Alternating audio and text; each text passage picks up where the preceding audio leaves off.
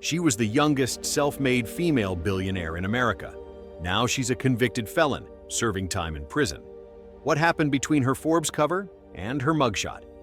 This is the story of Elizabeth Holmes, the $4.5 billion lie that fooled investors, the media, and almost the entire world. In 2003, Holmes dropped out of Stanford at 19 and launched Theranos, a health tech startup claiming to revolutionize blood testing. Her pitch? That a single drop of blood could run hundreds of lab tests instantly. It was sleek, it was disruptive, it was a dream, and it got her funding fast. Within a few years, Holmes raised hundreds of millions from big-name investors. And by 2014, Theranos was valued at $9 billion. Holmes' stake alone was worth an estimated $4.5 billion. She was on the cover of Fortune, Forbes, Inc. magazine, even compared to Steve Jobs, complete with the black turtlenecks. But how did no one ask, where's the proof? Did the tech even work?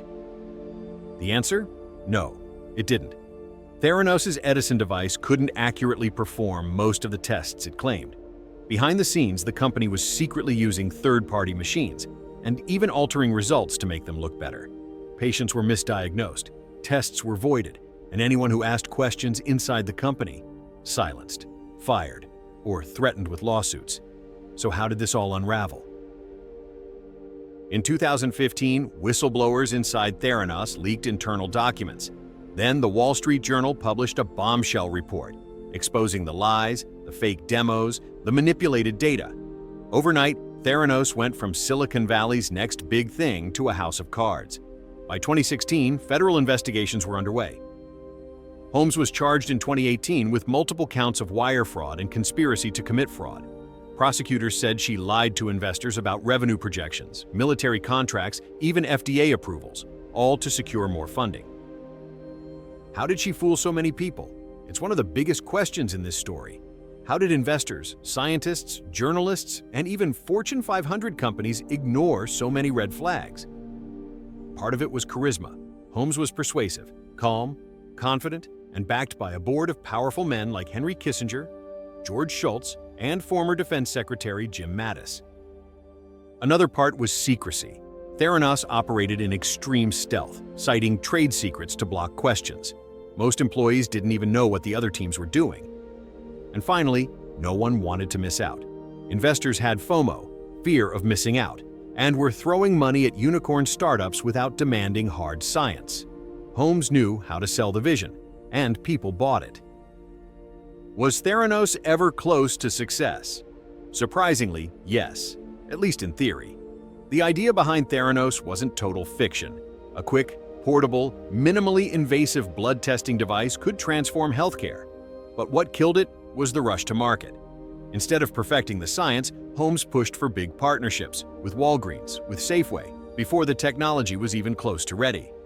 Engineers inside Theranos raised serious concerns, but they were ignored or forced out. The company wasn't iterating, it was faking. The tragedy isn't just that Theranos failed, it's that it might have succeeded if it had been built on real science instead of secrecy and hype. Her trial began in 2021. She took the stand herself, claiming she never intended to deceive anyone, that she believed in the product, that her partner, Sunny Balwani, manipulated her. But jurors saw the evidence.